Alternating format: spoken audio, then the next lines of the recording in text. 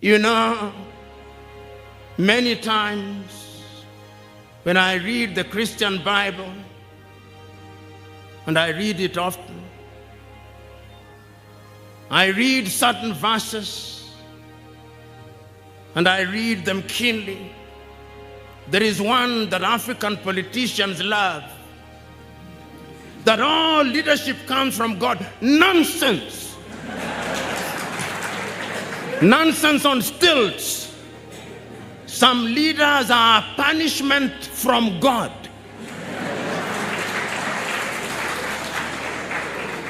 So when we talk about unity and a common goal, we know what it is. But somehow we are not doing the right thing. We are still being divided.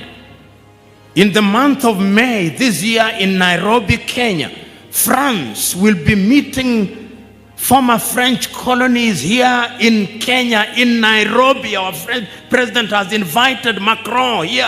Why? We are being divided on a daily basis. In Addis Ababa, the week before last, on the 39th meeting, the Prime Minister of Italy was meeting Africans. Africa and Italy, there is a new scramble for Africa. So it is your duty to rise up and to ensure that it does not happen. Many times when I read the Christian Bible, and I read it often, I read certain verses and I read them keenly.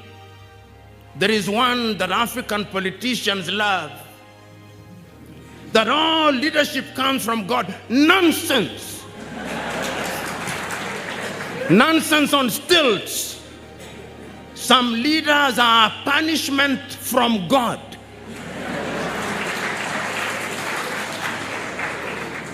You have sinned so much by making the wrong decision that God sent as a punishment. And those of you who are Christians, I also want you, whenever you are reading that, because during this period, they are going to come with the tithes and offerings and look as holy as the angel Raphael, Michael, and Gabriel combined. Tell them there is also another verse in the book of the prophet Hosea, at chapter 8, verses 4. You can fact check me. Says, you have raised among yourselves leaders and kings whom I have not appointed. Let us change. You young people can change it. You can only change it if you take a solemn vow. You must be sacrificial about it. You must ask yourself, why do you elect people into office? Are they going to fight corruption? Or they are going to engage in primitive accumulation of things? You know, many people in Kenya say there is Roho Mtakatifu. No, the Roho in Kenya is Roho Mtakakitu. In fact, it's the Roho Mtakavitu. That is the spirit that is alive in Kenya, even in churches. Even in churches. And don't tell me that in churches it's not there. Go and read the book of Matthew, at chapter 24, verses 24. There shall come many Christs, and they shall work wonders. And if it were possible, they shall confuse even the very elect, if the days were not shortened. I'm submitting to you that these are those days. There are many Christs roaming around the world, calling themselves apostles, prophets, and many other things. Yet you and me know that in the Jewish tradition, the last prophet was Malachi.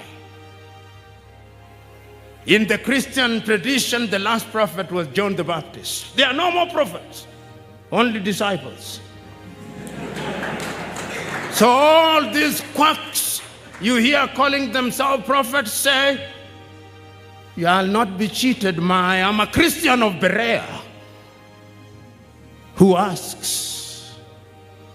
So those of you who are Christians here, if you want to give it a spiritual dimension, in order to change the crisis of governance in the global south, read the Bible a lot more keenly.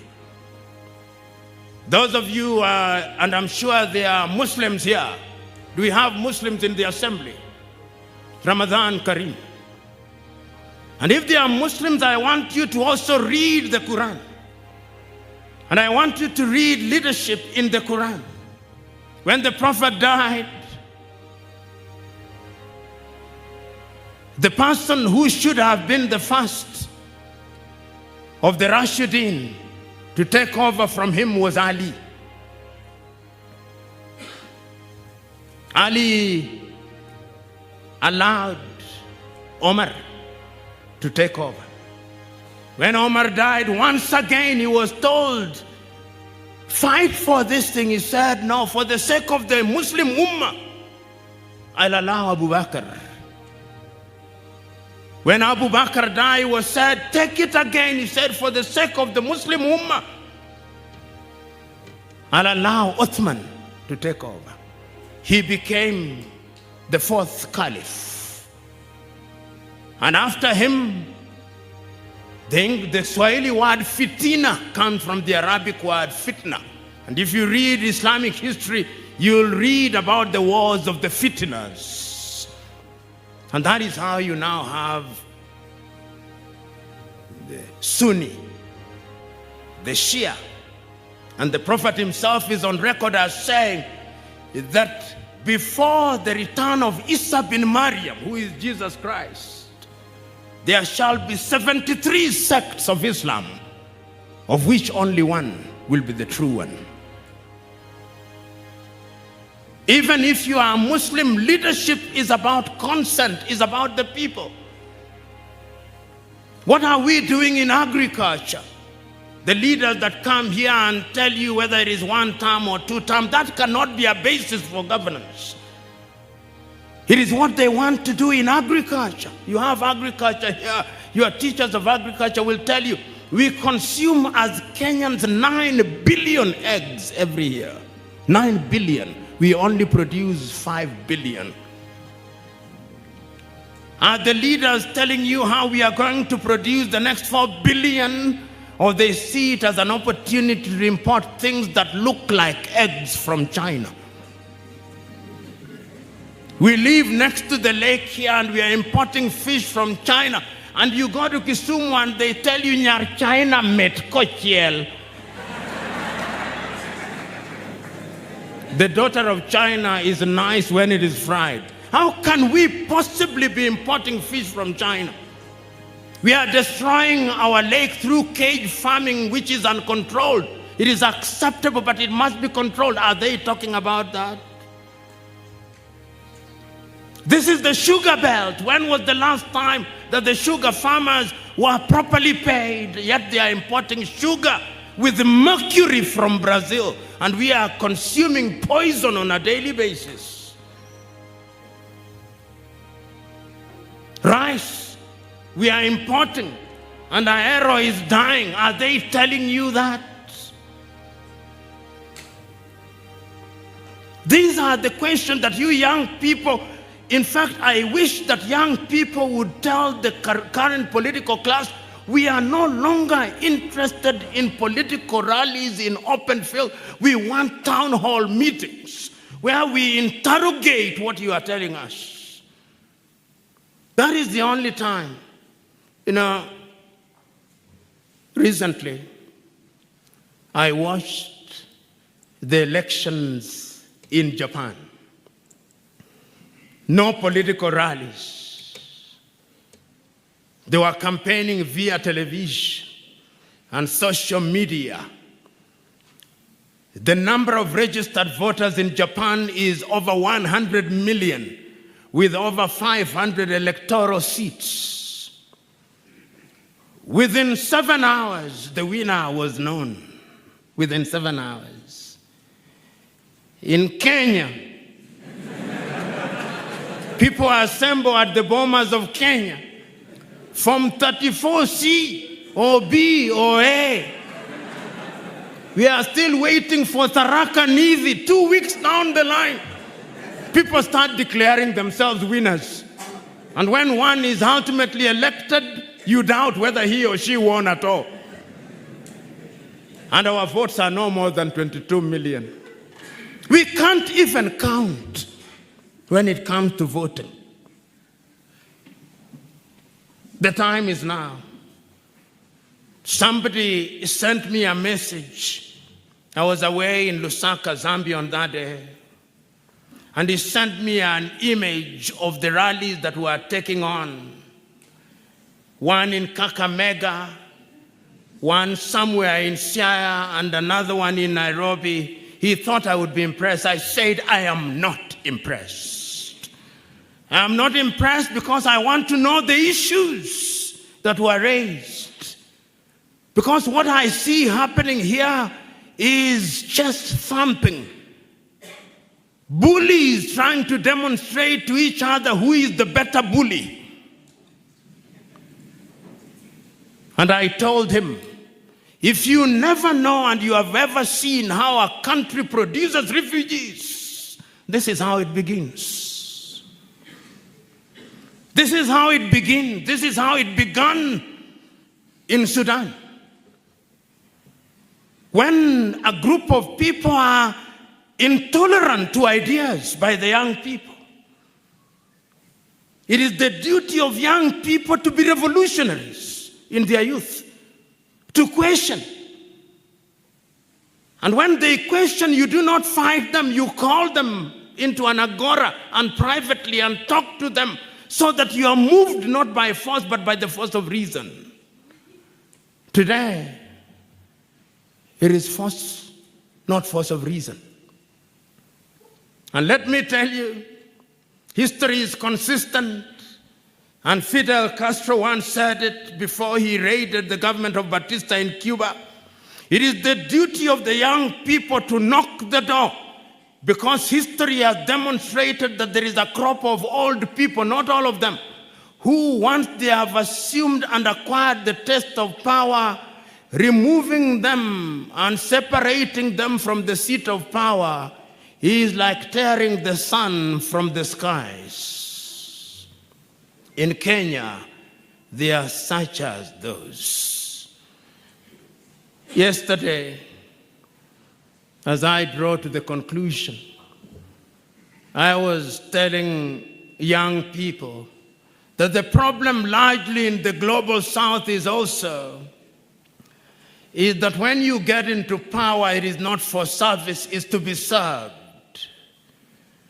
Have you ever seen that a person whom you knew as an ordinary, gentle individual, if he is elected as an MCA or a member of parliament or a cabinet minister, he begins to forget many basic things. One of them is to open the door of his or her car. They no longer know how to open. It must be opened for them. They no longer know how to carry their phones. No, they can't. It's too heavy. It is carried for them by individuals called PA. They no longer know how to carry their handbags if they are ladies. There is a man or a woman who walks behind them carrying that bag. They no longer can take water without being tasted because they think everybody tries to kill them. You treat them like gods. If one of them were to enter as I'm speaking, everybody would stand and he would be told, you are God's gift to us. The Lord has brought you. And if the front seats were full, you would see somebody moving close to one of the fellows and telling him, he has come, leave the seat. When you treat people in positions of service like demigods, sooner rather than later they think they are demigods. We must stop it. I want you to read Chinua Achebe's The Trouble with Nigeria. And he gives an example of what happened at one time when he was in Ireland. They were waiting for the Prime Minister of Ireland. And he thought that it was like in Africa, where before the Prime Minister comes, first of all, he comes late to disrupt affairs. And nowadays what they do is they hire a helicopter so that as they are arriving, all the tents are flying in the air. Meanwhile, they have come 3 hours late. And before they arrive, they are wide-chested individuals who will come and looking menacingly from closed doors. And once they come, then you know they have come. In the Irish case, Chinua Achebe said, they sat everybody and a lone man walked in. And they said, the Prime Minister has arrived. We may now start. And he was dead on time. I look forward to those days. And those days can be brought back. My friend Barack Okwaro-Maina and I have been accused by our enemies, known and unknown, that we live in a world called utopia, which is unreal. He will tell you at one time, when we thought that we had a contribution to make to this country, in the year 2006, we formed a political party. Historians don't remember that. Chama cha Uzalendo. We had many of our friends, we say, sisi ni wazalendo, patriots. You are talking issues. I visited him as he was campaigning in Huisero. We moved in Yala. And they were saying, Muluka tunataka pesa. They were not interested in ideas. I was in Kamukunji. I wrote a complete chapter with Sauti ya Kamukunji. The then representative of the World Bank, Bruce Willis, accompanied me and told the audience at a meeting that if you elect this man, we are going to convert this place where they are making sufurias into an industry. The head of the World Bank was with me. Somebody said, PLO anasema mambo ya industry. Sisi tunataka pesa sasa. The rest is history. Our votes were not enough. That is the crowd, and the person who was elected in my Kamukunji case did not campaign on a single date except the night before. And when I went to one of the polling stations, he had imported voters. That is the reality. Yet we wonder why our country is not growing. During that period, a friend of ours was contesting in Game constituency, and when he went there, they told him, we know what you want to tell us. We know already. Just give us the money. The electorate has become a bunch of mind readers.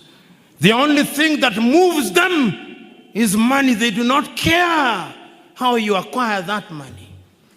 So how do we change? Beyond lamentation, how do we change? We must change. And it is engagement such as this that will change. 30 years ago, as a young man, in 1994, I founded a foundation, the PLO Lumumba Foundation. Dr. Barack serves as one of our trustees. Because we said we are not just complaining. And as I speak to you now, we are in 50 African countries. 50 African countries. And 3 countries outside of the continent of Africa. And our greatest claim to fame, we have never asked anybody, no European NGO to finance us. It is our little money that we use. So we are saying that you make a contribution. Beyond the rhetoric, you must do something. As I speak to you now, to demonstrate that it can be done through young people, one of our mentees, Usman Toure from the Gambia, has just arrived in Nairobi this morning. And what is he doing? And I want you to Google Sky Cosmetics. He's now perhaps one of the largest cosmetic companies in Africa, with outlets in the Gambia, in Senegal, in Lagos, Dubai, and he has come to Nairobi to set up one in Nairobi and in Kampala in Uganda. Doing things economically. As I speak to you now, we are also organizing our thoughts, because we don't just want to talk theory. 2 years ago, we started the first Pan-African Institute to talk about leadership at Lukenya University. My good friend Julius Selo Malema was with us. And only in the month of November, we also opened another one in Hargeisa in Somaliland. And 2 weeks ago, we opened the third one in Lusaka, Zambia. We are saying that it can be done. So we are liberating you. Stop thinking tribe. The tribe is only necessary for cultural purposes. Be a good Omogusi. I want you to be a good Omogusi. Be a good Kipsigis. Be a good Suba. Be a good Arekoyo. Be a good Kuria. Be a good Luo. Celebrate and write in your language and celebrate your culture. But let that be the recipe that we put together. If you are Bukusu or Muiswa, that is the recipe that we put together to make Africa great again. It can be done. It is our diversity that is our strength. We must do it. So today, when you leave here, I want you to go out, reflect, and ask yourself, what contribution can I make to my country? But start with your village. Barack Okwaro Maina Muluka here is now in the process of putting together what will be one of the leading personal libraries on African material. I've visited it in his home in Emmanuelia. That is the contribution you want to make. What are you doing?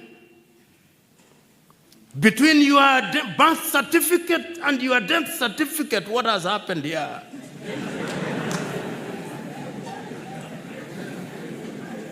Or you just were born and you died? These are the questions. And lastly, I want you to be men and women who remember these words. These were words spoken by John Fitzgerald Kennedy in 1960 or 61, on the occasion when he formed what we now know as the American Peace Corps movement, which some of you saw their teachers here in the 60s and the 70s. He said, a society that does not pay respect to its young men and women is a society adrift, a giant headed to the rocks. Let us not be such a society. And you young men, remember that the society is not a society that is only composed of young men and women. Youth is a stage. Baraka Mwinshehe Mwaruka has sung a song, Ujana ni Moshi. You are youth today. In the next few years, you will not be youth. What will you be remembered for in your youthful days? Be courageous without being suicidal and reckless. I urge all of you today to begin doing what we did not do. Begin writing your personal journal on a daily basis. Live your life on the basis of a timetable, even if you don't keep it always. Have certain values that you cannot compromise. And because you claim to be Christians, I'm going to conclude with what is recorded in the book of Daniel. Daniel was in exile when he was age 17. The Israelites were in exile in Babylon. The king was Nebuchadnezzar. The Bible records that he took and selected some 3 young men, Shadrach, Meshach, and Abednego. And that these Shadrach, Meshach, and Abednego had different names. He changed their names. And they did not object when he changed their names. Then he told them that I'm going to erect a God whom you shall worship, and anybody who does not worship this God shall be burnt in fire. Then it was reported to him that these young men were not worshiping the God. And the fire was lit 7 times over. And when he called the boys and told them what he was going to do, he said, we shall not worship any God other than the Lord God. And we know that he shall save us. But this to me is the most important thing. But even if he does not, and they entered the fire, and the king saw 4 men, and of one he said, he is like the gods. And this came out unscathed. The moral of my story is that people can call you any name. It doesn't change who you are. But when people want to take your principles, be prepared to die.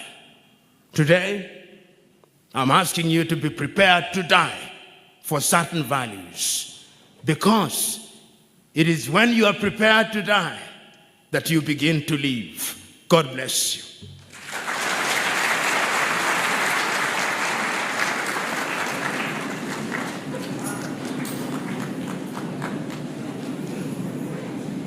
Shoinka, who says that it amazes him that in the continent of Africa, young people congregate and cheer the very people who steal from them. Today, we live in a country whose greatest claim to fame is that it is led by kleptocrats, thieves. We live in a country today whose greatest claim to fame, it is led by kakistocrats, our very worst. We live in a country where we are led by ethnocrats who appeal to the primordial ethnic sensibilities of the population. Today in our country there is dog whistling. Political leaders, I use the word leaders very loosely, are telling people that in the run-up to the elections in this country, they had better go to the Aboriginal homes or they'll see. And they saw in the year 2007 and 2008. Why? And young people are cheering them on. You know, many times when I occasionally watch local television, read local newspapers, and it is a Thursday, and I see the political players thumping their chests in Kenya, how popular they are, because their rally was bigger than the other one. I ask myself, don't they know that that is a statement of the state of unemployment in the country? That during a weekday, young people can come and assemble in the tens of thousands. You should be a sense of shame. But they celebrate. As my good friend said in Kiswahili, Kenya ni ngawira. Ngawira are war spoils. Kenya is divided. Some have the neck, some have the abdomen, some have the legs. And even the poorest who has not had a meal celebrates that one from their tribe is in cabinet, as if it ever mattered.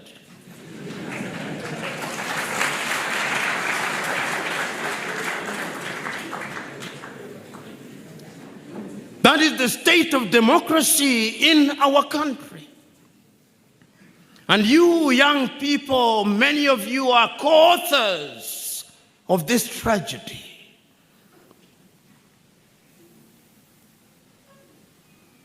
Nyerere, whom I quote often, said in 1967 and later in 1995, siri ya maendeleo ni watu, ardhi, siasa safi, vijana wenye malezi bora, siha njema na bongo kali.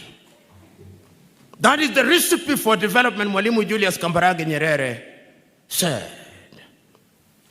And in our lifetime, courtesy of his love for his country, he succeeded in putting together 126 plus ethnic groups to think like one nation. A Tanzanian will never ask you whether you are Msukuma or Mnyamwezi. They'll ask you wewe ni wa Chama cha Mapinduzi, wa Chadema, au wa CUF, au wa ACT Wazalendo. Kenya, Amulembe nation.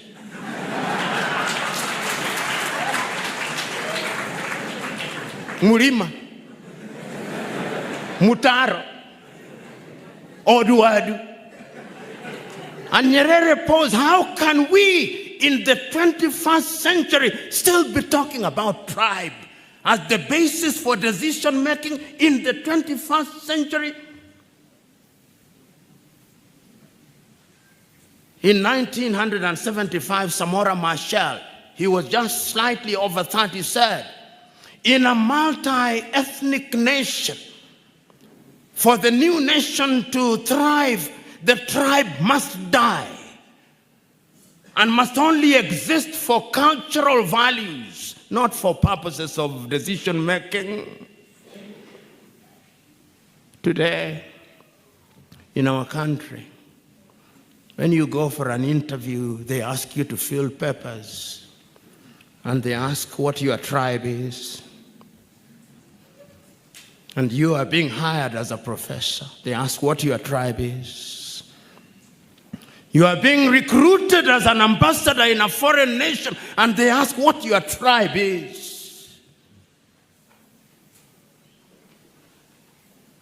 When you take a matatu from Rongo to Kisumu, do you ever ask the tribe of the driver?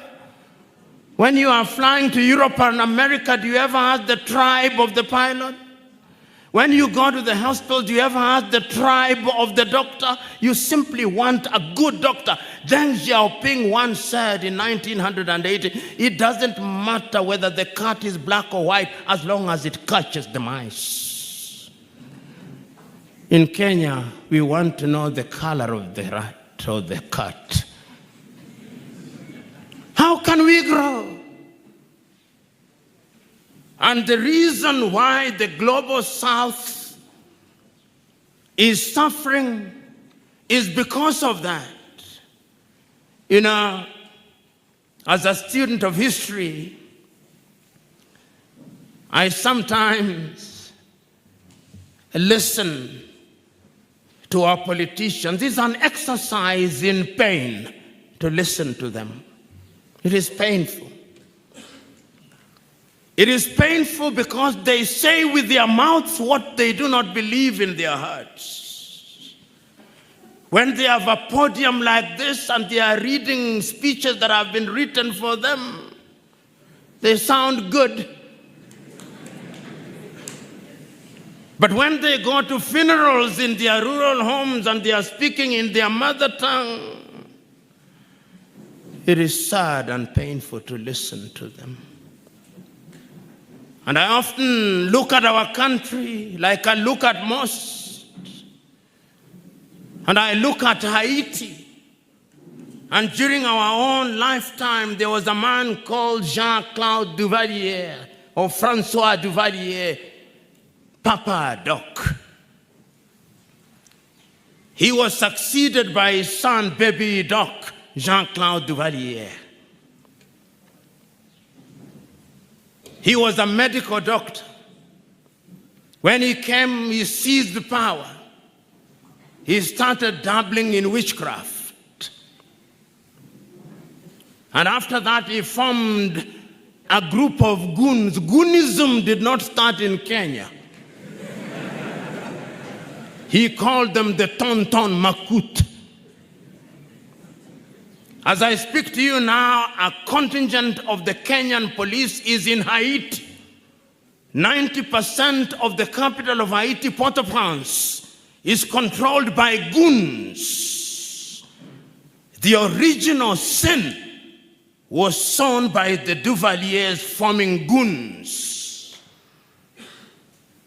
In Kenya today, you can hire goons to be physically present at a rally so that your ideas are not projected. And if democracy was a competition of ideas, there is no competition. Today, you can also hire online goons called bloggers.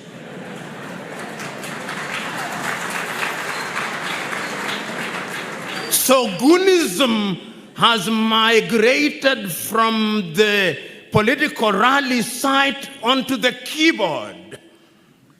They wake up with only one agenda: to deploy all the insults ever invented by man directed at their target. They create images of you in a state of nature and circulate them to the unsuspecting world. And as the saying goes, lies often take the lift, the truth takes stairs. That is the situation in which we find ourselves in this country. The youth must therefore ask the question: if the global south is to have a new system of governance, what must we do?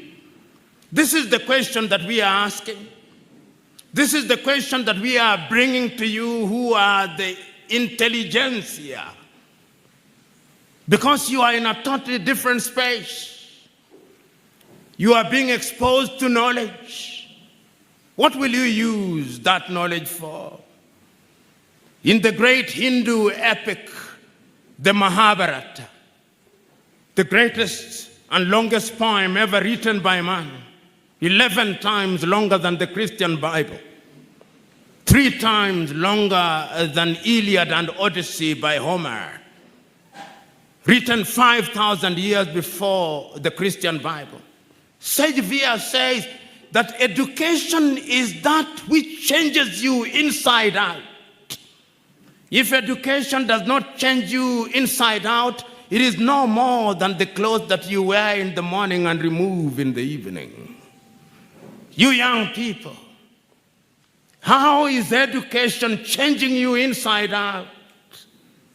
What are the moral anchors?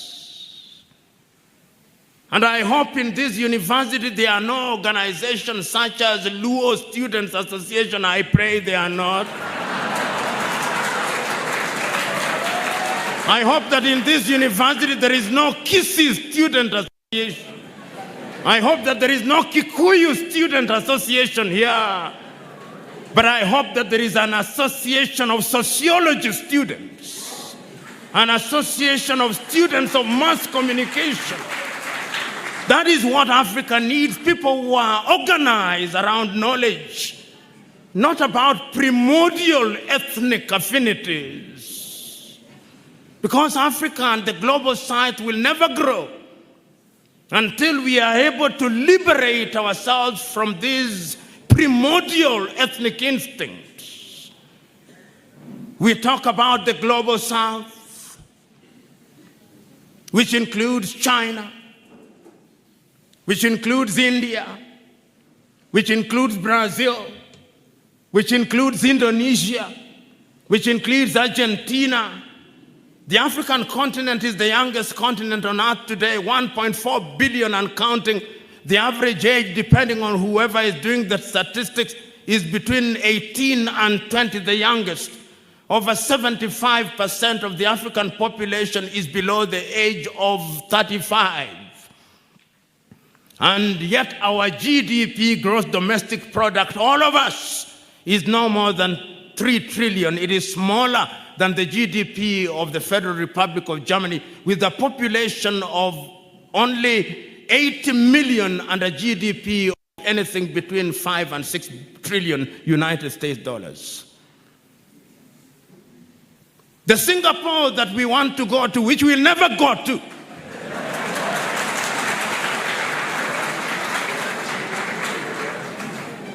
has only a population of 6.1 million. Is 773 square kilometers. We are 582,000 square kilometers, a population of about 55 million, a GDP, give or take, of 140 to 147 billion United States dollars. Singapore, 560 billion United States dollars. Of 140 to 147 billion United States dollars. Singapore, 560 billion United States dollars. They respect the law. When you see them driving in the streets of Singapore, they respect street lights. Street light salaries are paid on time.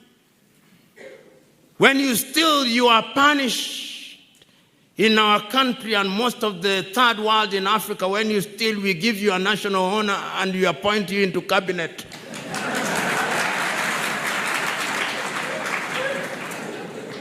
How can we dare say we are going to Singapore when we are doing the wrong things? Right. Welcome back, family. I even don't know where to start from. I don't know what to say. Indeed, that was a very powerful speech from a great man, or a great speech, powerful, from great man, Professor PLO Lumumba from Kenya, who's doing great by awakening African leaders, telling them the truth. Because African leaders, what they hate is being told the truth. What they hate is about being told the truth. Sometimes we have to ask questions.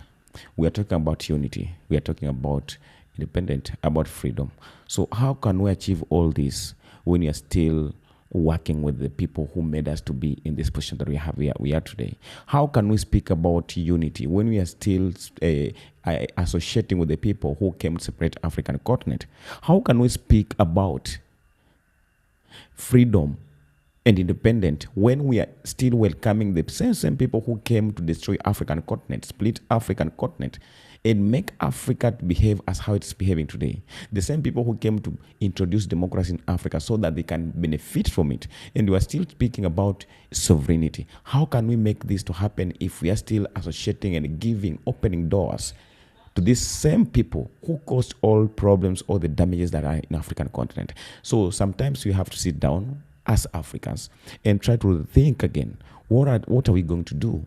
What can we do to make all that we've been always speaking about to happen? Because we've been speaking for this for the longest time, and we cannot continue speaking about it. We cannot just sit down and continue creating stories, making speeches, and giving ourselves hopes, which we believe that is not going to work. Today, just a few days ago, we had in Addis Ababa in Ethiopia a African Union Summit for the opening ceremony. And there are some people, there are some leaders from foreign countries who attended these meetings. And I was trying to ask myself, African Union was only created to discuss African matters, African issues, and solve African issues where it is possible.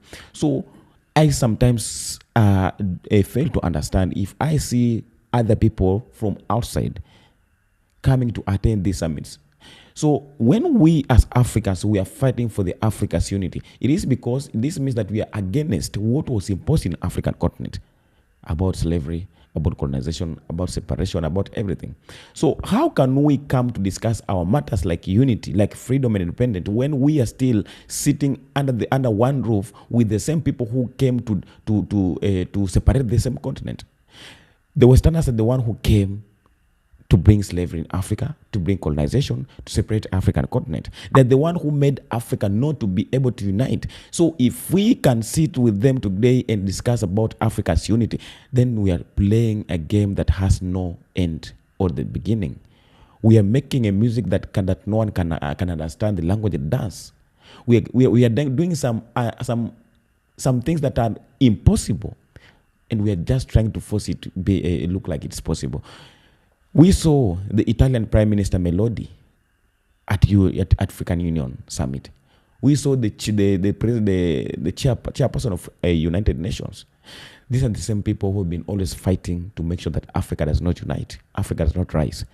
And today we are welcoming them when we are going to hold the best and most important summits of African Union. The same people have been pushing African Union not to grow, not to solve Africa's matters, but using it as a tool to make sure that they still continue to control African continent, benefiting from our resources. They're still under the same roof discussing Africa's matters and pretending like they're supporting about Africa's unity. So, African leaders, we have a problem. And Professor PLO Lumumba has explained a lot that is affecting African countries today, because the politicians that we are having are the main problem that we are having that is consuming African continent. The problem is not Westerners, but African leaders. Because without the Westerners, without our leaders giving access to the foreigners, without them opening doors to them, they cannot come and do anything here in African continent without African leaders' access. So what are we going to do as Africans? It is the right time, just like the professor has said, that we sit down, we discuss ourselves as Africans, putting aside the leaders, and make the conclusion of how we're going to solve the problem that we are facing. It is the one that is consuming and making Africa not continue not to achieve their agenda, their dreams, and their visions. Because all the leaders that we are having today are the same leaders who came to govern or to take power with the mindset of colonization, with the mindset of the the Western world, about democracy, about politics, just taking politics like a game, like a business, but not for the interest of the people whom they are representing. So, Professor has said a lot, has explained a lot. We are Africans. At this time, I think we have to take another action. We have to take different steps, different things from what we used to do, that we are sure that this is what is going to make African continent to achieve what we've been always all time speaking and discussing about. So I do appreciate and I love to listen the professor of Kenya, from Kenya, Professor PLO Lumumba, for the great job that he's doing. You know, this is the work of the professor. He is there to make sure that he at least pass the message to the people so that the people can work towards it. But I hate to see or to hear all these people in my comment section who are coming out to say that Professor PLO Lumumba has been speaking for this for the longest time, but he's not doing anything. Professor Lumumba has nothing to do with what is happening in our country or in Africa, but he has something to do by speaking about it, exposing the truth and everything that's being done, so that as African, you have to take action from what he's trying to explain to you. So I do appreciate and I love listening to this man, because he's doing great, coming up with the great points, which we feel like if Africans can sit down and work towards what we are doing, we are going to get Africa that we deserve, and Africa that deserves us as Africans. We are here to save the continent from exploitation and to make ourselves great, superior, and united. Just let me have your views in the comment section. Tell me, what do you think about this? If you really understood what Professor has said, then you must have something to say or to crack across. I'm really here to make sure that I respond to each and every comment that pops in my comment section, because we are here to discuss and make sure that we are going to at least pass the message and spread it, so that we can find something to be done which will be seen as a good thing that will at least be able to save the continent. Maybe Blessed Rich Forum, this is the Black History, where we uncover the truth and discuss the African matters and how we can save the motherland. Be blessed and peace out.